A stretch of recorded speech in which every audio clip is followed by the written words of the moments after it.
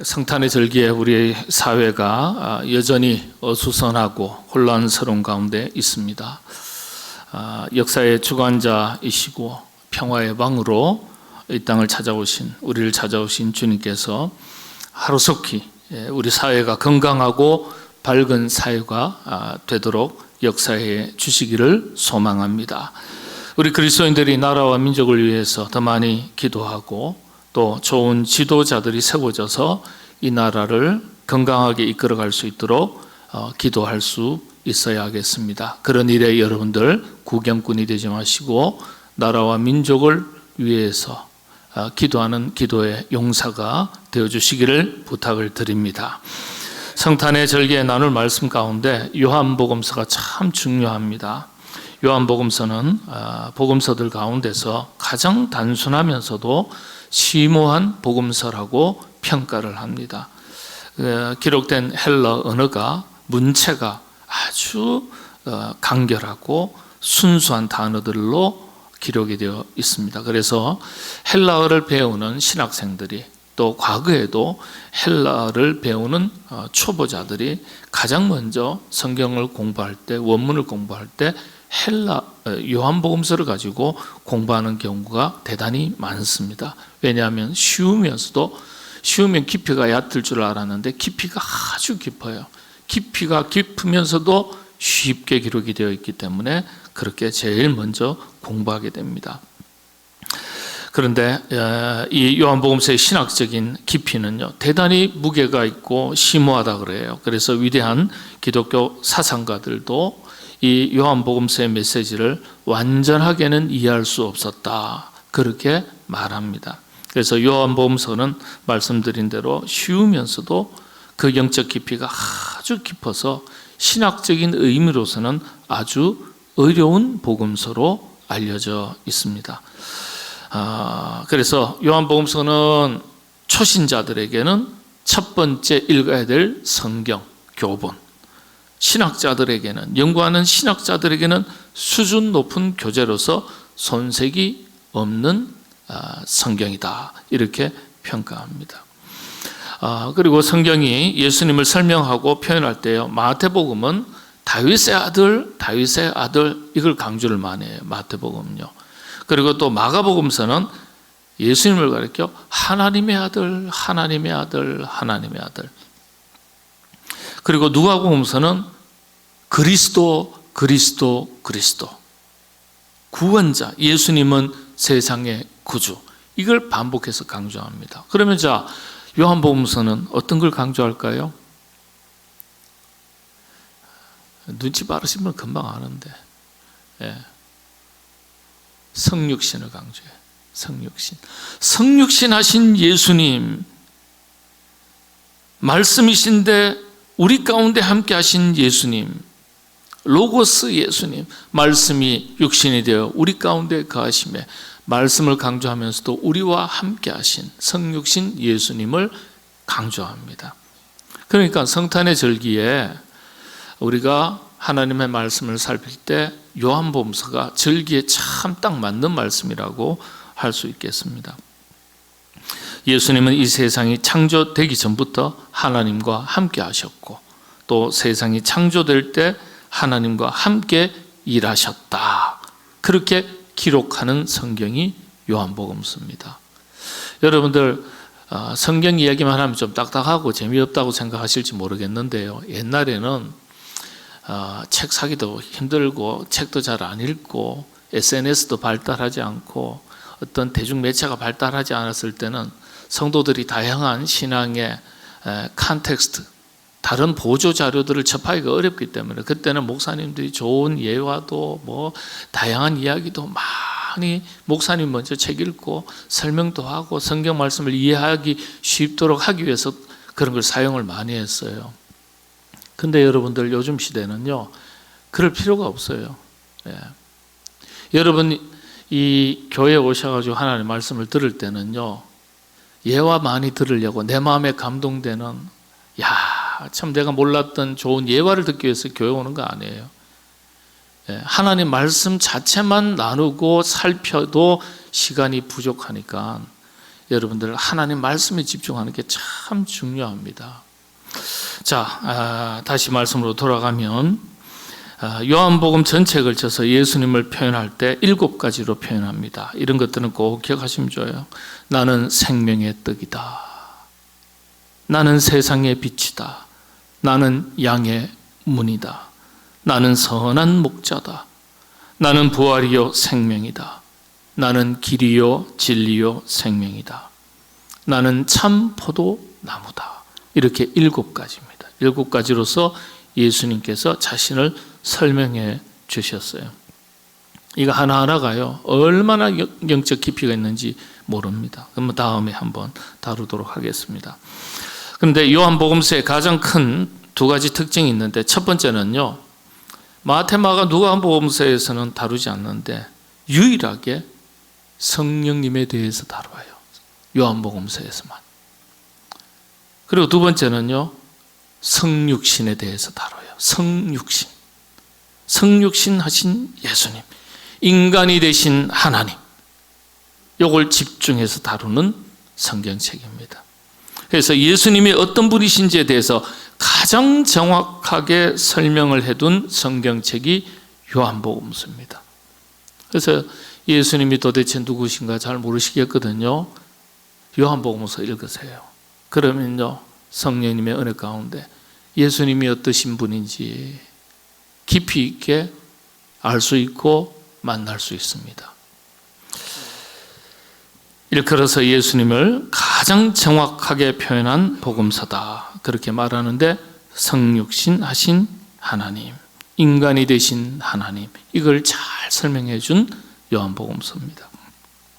자, 성령님에 대해서 나왔으니까 잠깐 살피면요, 데살로니가전서 5장 12절에서 23절에 보면 성령님에 대해서 쭉 나오긴 하는데요, 보혜사 성령님이 요한복음에서만 나오니까 잠시 다루도록 하겠습니다. 성령님이 특별히 소멸되는 경우가 있는데, 성령님이 우리 안에 내주하시고 일하시고 우리의 삶의 주인이 되시고 우리의 인생의 걸음걸음을 인도하셔야 되는데, 이 성령님이 사라지는 경우, 역사하지 않는 경우, 소멸되는 경우가 있는데, 이 다윗은요 이걸 알았던 사람이에요. 이런 점에 대해서 아주 두려워하고 기도했습니다. 시편 51편 10절에서 11절에 보면, 하나님이여 내 속에 정한 마음을 창조하시고 내 안에 정직한 영을 새롭게 하소서. 나를 주 앞에서 쫓아내지 마시며 주의 성령을 내게서 거두지 마소서. 주의 성령을, 구약 성경에서부터 성령을 다루어요. 성령을 내게서 거두지 마소서. 자, 그렇다면 언제 성령을 거두시느냐? 성령님의 역사심이 소멸되느냐? 대체로 한 5가지에서 6가지를 이야기합니다. 첫 번째는 습관적인 죄를 지을 때, 습관적인 죄 지을 때. 두 번째는 누군가를 미워할 때, 시기하고 질투할 때. 세 번째는 근심과 염려에 젖어 살 때. 네 번째는 교만할 때. 하나님이 버리신다 그러셨거든요. 교만할 때. 그 다음에 5번째, 화낼 때, 분노할 때. 이 화라는 것은 철저하게 자기중심, 이 감정에 사로잡히는 것을 말합니다. 분노의 뿌리에는요, 강한 자기 생각, 자기 주장, 자기 기준이 자리 잡고 있습니다. 거기에서 빗나가면 스스로 불편해지고 화가 쭉 나는 거죠. 이를테면 객관성을 잃어버리게 됩니다. 영적으로 보면은 내 안에 내가 있고 주인 되신 주님은 사라지는 것이라 하겠습니다. 그래서 성경은 분을 주의하라고 가르쳐주고 있습니다. 에베소서 4장 26절 보면은요, 분을 내어도 죄를 짓지 말며 해가 지도록 분을 품지 말고 마귀에게 틈을 주지 말라. 그러니까 성령님이 사라지니까, 사라진 그 자리에 누가 틈을 탄다는 거예요? 그렇죠. 사탄이, 마귀가 틈을 탄다는 거예요. 그 다음에 마지막으로 6번째는 감사를 잃어버릴 때, 불평, 불만이 많을 때죠. 이 불평, 불만이 많으면 반드시 성령이 소멸됩니다. 은혜를 모르고 감사를 모르면 불평불만이 자리 잡게 되고 그 불평불만 속에서 성령님의 역사심이 사라지는 거예요. 그래서 시편 37편 8편에 보면 37편 7절 8절에 보면은 여호와 앞에 잠잠하고 참고 기다리라. 자기 길이 형통하며 악한 꾀를 이루는 자 때문에 불평하지 말지어다. 악한 사람 보면은요, 고약한 사람 보면요, 마음에 안 드는 사람 보면요, 어떻게 해요? 화가 불끈불끈 나잖아요. 그죠? 마치 다 안 나시는 것처럼. 화나니까 이제 광화문 가고 화나니까 이제 여의도 가잖아요.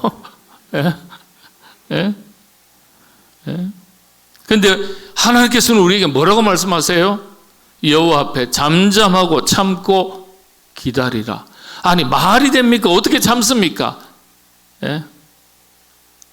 분을 그치고 8절에 보면 분을 그치고 노를 버리며 불평하지 말라. 오히려 악을 만들 뿐이라. 예. 여러분들 우리 속에 화낼 일, 화날 일이 많아도 화평케 하는 자가 복이 있다고 하신 주님의 말씀을 기억하시게 되기를 바랍니다. 갈등과 분쟁, 이 나눔이 가득한 우리 사회 속에서 화합하고 화목하고 화평케 하는 일에 우리 모두 선한 역할을 하고 또 선한 영향력을 발휘할 수 있는 그리스도인으로 살아가시게 되기를 바랍니다. 자, 다음으로 오늘의 주제인 성육신하신 예수님, 성육신의 정신, 예수님의 탄생에 대한 이야기인데요. 이 성육신의 예수님에 대해서 다른 복음서에서는 전혀 표현이 되지 않았어요. 그러니까 성육신하신 예수님에 대해서 언어적으로 정의한 성경책이 바로 요한복음서입니다. 그래서 성육신을 설명할 때 오늘 본문 1절과 2절, 14절이 성육신을 설명하는 교과서가 되는 구절입니다. 이런 것들은요, 말씀의 육신이 되어 우리 가운데 거하심에 우리가 그의 영광을 보니 이런 말씀들은 줄줄 외우셔야 돼요. 네. 이 구절의 말씀을 기초로 삼위일체 하나님이 성립이 됩니다. 하나님과 예수님이 사실 같은 분인 것을 설명합니다. 성경은요, 우리가 하나님 말씀을 볼 때 이런 대전제 하나가 있어요. 성경은 성경으로 해석한다. 누가 이렇게 해석했다. 아무개가 저렇게 해석했다. 그런데 사실 위대한 교부들의 해석도 성경이 성경을 해석한 것을 설명했을 뿐이에요. 그래서 성경은 성경으로 해석한다는 성경 해석학의 대전제가 있습니다. 그렇다면 성육신에 대해서도 마찬가지예요. 성경이 성육신을 어떻게 설명하는지를 이해하는 것이 성육신하신 예수님을 바르게 이해하는 것입니다. 그리고 그 속에서 영적 교훈을 찾아서 우리 삶에 적용하고 실천해야 되겠죠. 성육신의 정신을 성경은 3가지로 요약을 합니다. 이건 꼭 기억하셔야 돼요. 어렵지 않아요. 단순하니까. 한 단어 한 단어로 여러분 기억하시기 바랍니다. 첫 번째가 낮아짐이에요. 요한복음서 1장 14절에 보면 오늘 본문 읽으신 말씀을 보면 말씀이 육신이 되어 우리 가운데 거하시며 그랬습니다. 말씀이 육신이 되어 우리 가운데 거하시며. 예. 그 다음에 빌립보서 2장 6절에서 7절에 보면요. 그는 근본 하나님의 본체시나 하나님과 동등됨을 취할 것으로 여기지 아니하시고 오히려 자기를 비워 종의 형체를 가지사 사람들과 같이 되셨다. 낮아지심이라고 쉬운 말로 표현할 수 있습니다. 이 낮아지심은 겸손과 섬김으로 또다시 설명을 드릴 수 있습니다. 겸손과 섬김. 자기를 낮추는 것이 단순하게 표현하면 겸손이잖아요. 자기 자신을 낮추는 것. 그리고 자기를 비워서 종이 되었다. 종은 섬기는 종을 말합니다. 일꾼을 말하는 거예요. 그래서 예수님의 성육신하신 예수님의 정신의 첫 번째 정신이 낮아짐. 그걸 조금 더 풀어서 설명드리면 겸손과 섬김입니다. 겸손과 섬김. 그런데 겸손이 참 어려워요. 자기 주장이 강한 시대이기 때문에 겸손이 더 어려워요. 낮추는 게 더 어려워요. 당신이 옳고 나는 좀 부족하다. 이렇게 말하기가 어려워요. 그런 시대를 삽니다. 그러다 보니까 자기를 낮추지 못하니까요, 섬기는 것도 자기가 드러나야 돼요, 항상. 그리고 섬기면은 박수 받아야 되고, 주목 받아야 되고, 칭찬해 줘야 되고, 이름도 없이, 빛도 없이 섬기라 그랬는데, 그게 우리는 잘 안 돼요. 섬기는 만큼 알아줘야 되고, 섬기는 만큼 칭찬받아야 되고, 섬기는 만큼 주목받아야 돼요. 예. 내 이름 하나 안 올라가면 그게 그렇게 서운해요. 내 이름 하나 안 올라가면요. 남이 알아주면 감사한 일이지만 안 알아줘도 우리는 뭐가 있습니까? 답이 있잖아요. 뭐라고요? 하나님께서는 다 아시지. 그거 보세요. 아멘 안 되잖아요. 예. 이게 인간이기 때문에, 우리가 연약하기 때문에 그럴 수밖에 없어요. 그런데 우리 자신을 잘 다스려야 됩니다. 잘 다스려야 돼요. 자, 여러분은 우리 주님, 성육신하신 주님의 정신을 본받아서 항상 겸손하고 종처럼 잘 섬기시는 하나님의 백성 일꾼들 다 되시기 바랍니다. 두 번째가 낮아지고 겸손한다는 게 어떤 뜻일까요? 나를 비우고 내가 섬긴다는 것, 내가 앞장서고 본을 보이고 희생해야 된다는 건 아니겠어요? 그러니까요, 이 낮아짐과 섬김, 헌신은요, 자기 희생을 나타내는 겁니다. 자기 희생. 그래서 낮아짐은 단순히 겸손을 나타내는 말이 아니에요. 하늘 보좌를 버리는 것, 자기 권리, 자기 이익, 자기 영광의 자리를 뒤로 하는 것, 이 모든 것을 한마디로 압축할 때 자기 희생이라고 말할 수 있습니다. 그래서 성육신의 두 번째 정신이 자기 희생이에요. 자기 희생. 자기 희생 없는 낮아짐이라는 것은요, 있을 수가 없습니다. 있을 수가 없어요. 성육신 사건, 예수 그리스도 주님의 낮아지심의 사건이라고 말하면서요, 그래서 모든 그리스도인의 미덕, 최고의 미덕을 뭐라고 이야기하죠? 우리 기독교 역사는 그렇게 가르쳐 왔습니다. 그리스도인의 가장 큰 미덕을 뭐라고요? 겸손이다. 겸손. 이게 성 프란체스코가 이야기했던 것을 기준으로 오늘날까지 이어져 오는 겁니다. 우리 그리스도인들의 여러 가지 신앙생활의 다양한 모습들이 있는데, 가장 아름다운 덕스러운, 덕이라는 것은 다른 사람의 유익을 함께, 우리의 공동체 유익을 함께 세우는 것을 덕이라고 합니다. 나의 유익만 구하는 것을 그걸 덕이라고 말하지 않아요. 예. 가장 아름다운 덕을 무엇이라고 평가한다고요? 겸손이라고 가르칩니다. 교회의 역사는 그렇게 가르쳐 왔습니다. 예. 특별히 성육신 사건을 프란체스코 같은 성자는요, 겸손과 자기 희생의 극치다. 성육신을 이렇게 설명했어요. 예. 십자가 사건과 예수님 탄생 사건, 성육신 사건은 둘 다 자기 희생, 겸손의 극치라고 해석을 합니다. 그러니까 우리가 성육신의 정신을 배운다 했을 때는요, 이런 자기 희생을 배우는 거예요. 예? 자기 희생하는 것을 성경은 뭐라고 가르쳐 줍니까? 하늘의 미랄이 되는 것이라 가르쳐 줍니다. 미랄. 내가 땅에 떨어져 썩고 죽고 희생하면 많은 열매를 거둔다 그랬어요.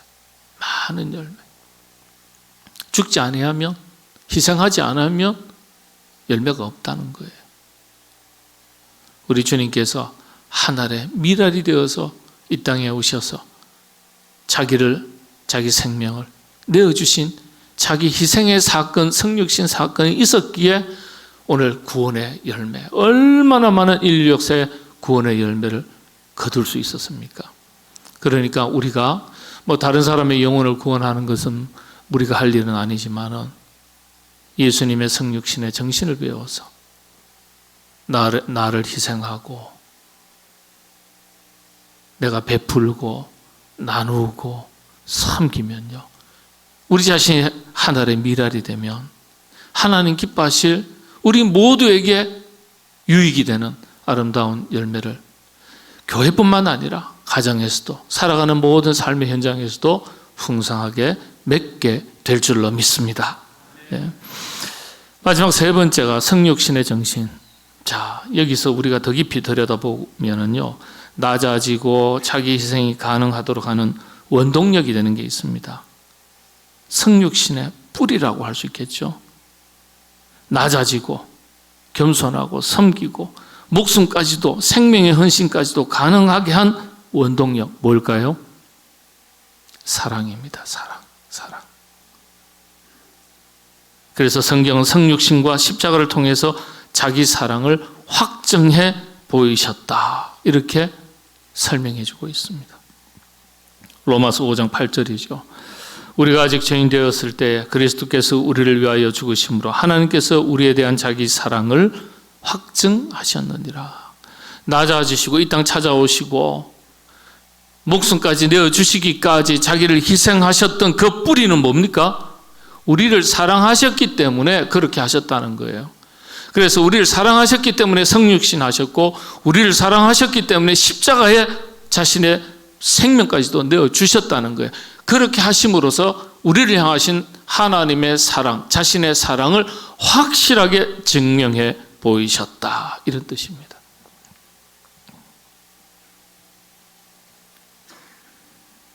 이 모든 것의 뿌리는요, 결국 사랑입니다. 사랑. 그래서 사도 요한을 통해서 하나님께서 우리에게 무엇이라고 가르쳐주고 계십니까? 요한일서 4장 10절에서 12절 말씀 제가 한번 쭉 읽어드리겠습니다. 사랑은 여기 있으니 우리가 하나님을 사랑한 것이 아니요 하나님이 우리를 사랑하사 우리 죄를 속하기 위하여 화목 제물로 그 아들을 보내셨습니다. 사랑하는 자들아, 하나님이 이같이 우리를 사랑하셨은즉 우리도 서로 사랑하는 것이 마땅하도다. 어느 때나 하나님을 본 사람이 없을 때 만일 우리가 서로 사랑하면 하나님이 우리 안에 거하시고 그의 사랑이 우리 안에 온전히 이루어지느니라. 아멘. 하나님이 이같이 우리를 사랑하셨으니, 이같이 어떻게 해요? 성육신 하시고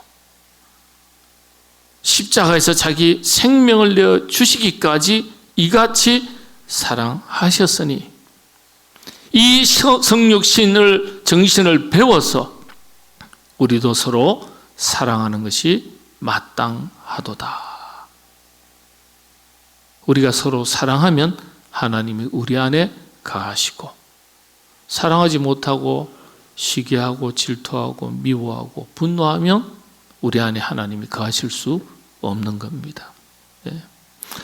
세상이 소란하고 혼란스러운 때입니다. 많은 사람들이 마음 둘 곳을 잃어버리고 병원을 찾고 사람을 찾고 약을 찾고 의지하는 시대입니다. 자신의 마음에 위로와 평안이 될 것을 찾아서 헤매이는 때입니다. 사회 갈등과 분열, 대립이 가득한 사회입니다. 이럴 때 우리를 찾아오신 주님을 기억하면서 성탄에 정신을 깊이 새겨서 더욱더 우리 자신을 비우고 낮아지고 자기 희생을 아끼지 않는 겸손하고 또 잘 섬기는 그리스도인, 사랑이 가득한 그리스도인으로 살아가시게 되기를 바랍니다. 가정도 나라도 교회도 우리 자신이 속한 모든 공동체, 내가 낮아지고 나를 비우고 양보하면요, 시끄러운 분쟁도 갈등도 다 사라집니다. 자기를 기꺼이 희생하고 헌신하면 가정도 살리고 나라와 민족도 살리고 교회도 살리게 됩니다. 내가 사랑하는 힘을 가지게 되면 이게 가능한 거예요.